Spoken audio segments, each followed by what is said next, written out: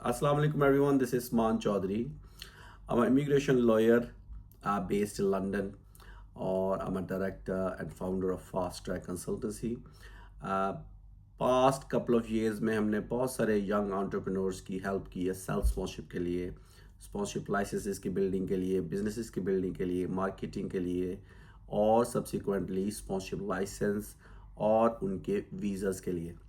इसी सिलसिले में हमने अपनी सेल्फ स्पॉन्सरशिप लैडर एक प्लेटफॉर्म हमने जो है वो शुरू किया है, जिसके तहत हम यंग इंडिविजुअल्स को स्टेप बाय स्टेप गाइड करेंगे सेल्फ स्पॉन्सरशिप जर्नीज़ के लिए।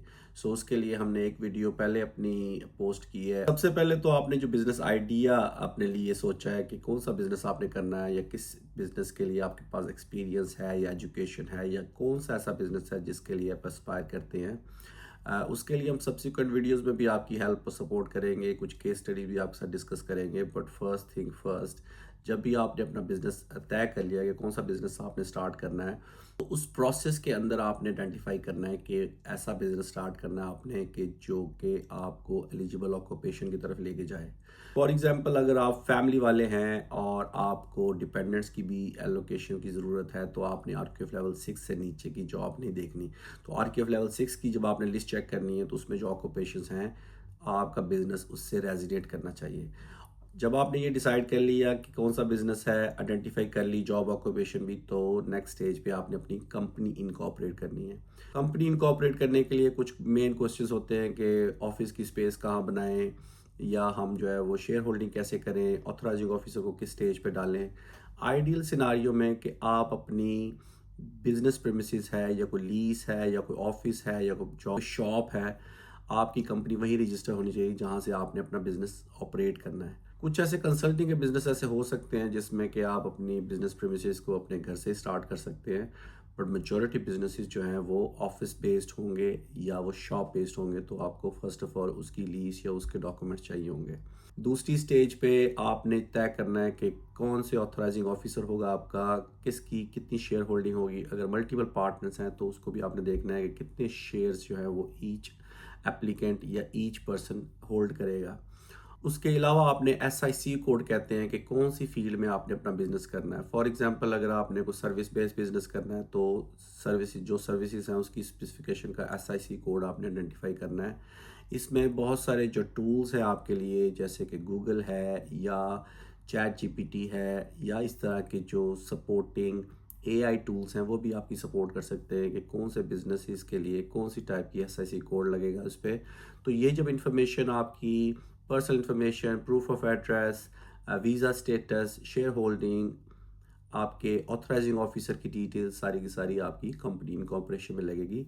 और आप जब अपनी एप्लीकेशन करेंगे, अपने 50-60 पाउंड जो भी इनकॉर्पोरेशन की फ़ीस है वो पे करेंगे, तो कंपनी हाउस डिसाइड करेगा कि आपकी एप्लीकेशन सक्सेसफुल होगी या कि नहीं होगी। इसी एप्लीकेशन के दौरान आपकी एप्लीकेशन फॉर्म में कॉर्पोरेशन टैक्स और पे रजिस्ट्रेशन की भी ऑप्शन होती हैं। अगर आप उनको भी फुलफ़िल कर लेते हैं, तो आपके जो 3 डॉक्यूमेंटेशन है, जिसमें इनकॉर्पोरेशन लेटर है, जिसमें पेई है, जिसमें आपके कॉर्पोरेशन टैक्स की रजिस्ट्रेशन है, ये तीनों आपकी एक ही दिन में कंप्लीट हो सकती हैं। इस स्टेप को कंप्लीट करने के बाद आपका अगला नेक्स्ट नेचुरल स्टेप होना चाहिए बिजनेस बैंकिंग का। बिजनेस बैंकिंग में बहुत सारे बैंक्स हैं, हाई स्ट्रीट बैंक्स जैसे नेटवेस्ट है या lloyds DSP, ये सब के बैंक्स आपको फैसिलिटेट करते हैं। लेकिन अगर आपका ऐसी बैंक्स जो हैं वो आपके लिए कोई हर्डल्स क्रिएट कर रही हैं या कोई क्वेश्चंस कर रहे हैं ऐसे जो कि आपके पास आंसर्स नहीं हैं, तो आप जो डिजिटल बैंक्स है जैसे कि रेवोलूट बैंक है या टाइड बैंक है, इन बैंक्स को भी यूज़ कर सकते हैं। होम ऑफिस को इससे कोई गर्ज नहीं है कि बैंक कौन सा है, एज लॉन्ग एज आपने उस बैंक में ट्रांजैक्शन किए हैं, सारी चीज़ें लीगल हैं।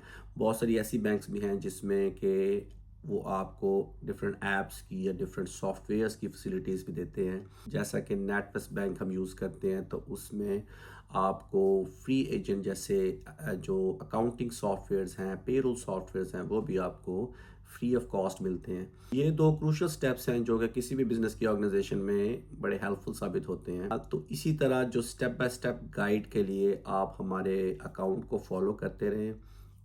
सेल्फ स्पॉन्सरशिप की जो जर्नी है, ये सेल्फ स्पॉन्सरशिप लैडर का जो प्लेटफॉर्म है, अगर आप इस सारे प्रोसेस को स्टेप बाय स्टेप फॉलो करते हैं, तो ये एक बाइट साइज आपके लिए एक गाइड बन जाएगी।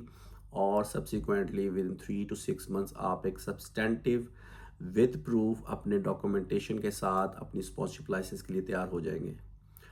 अगर आपके पास कोई क्वेश्चन है तो लीव अ कमेंट, और अगर आप इस जर्नी में हमें सपोर्ट करेंगे तो हम मज़ीद वीडियोस भी आपके लिए लेकर आएंगे।